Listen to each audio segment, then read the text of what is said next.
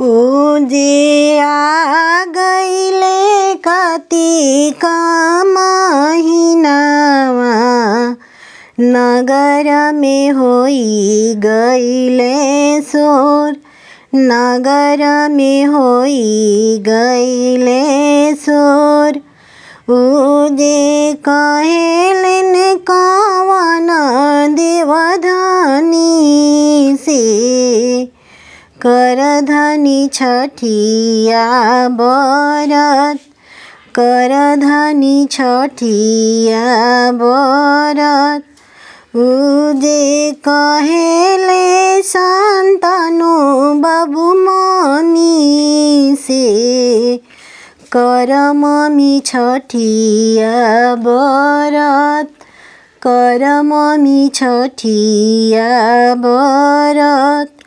उजे ना जानी छठिया बरतिया, कैसे अर्घ दियाय, कैसे अर्घ दियाय।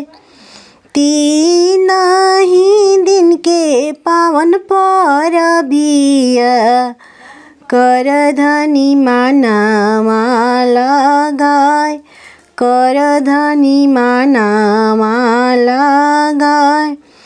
तीन ही दिन के पावन परबिया, कर मम्मी मानामा लगाय, कर मम्मी मानामा लगाय। एक दिन भूखिया संझावतिया, दूसर दिन चलिह छठी घाट, दूसर दिन चलिह छठी घाट। साँझे के दिह अर्घिया, भोरे मंगिह आशीर्वाद, भोरे मंगिह आशीर्वाद। साँझे के दिह अर्घिया, भोरे मंगिह आशीर्वाद, भोरे मंगिह आशीर्वाद। पाँच पुत्र एक धियावा, धियावा मंगिह जरूर, धियावा मंगिह जरूर। काई जे होइहे पाँच गो पुतावा, काई होई है पतोह, काई होई है पतोह। काई जे होई है एगो धियावा, धियावा मंगब जरूर, धियावा मंगब जरूर।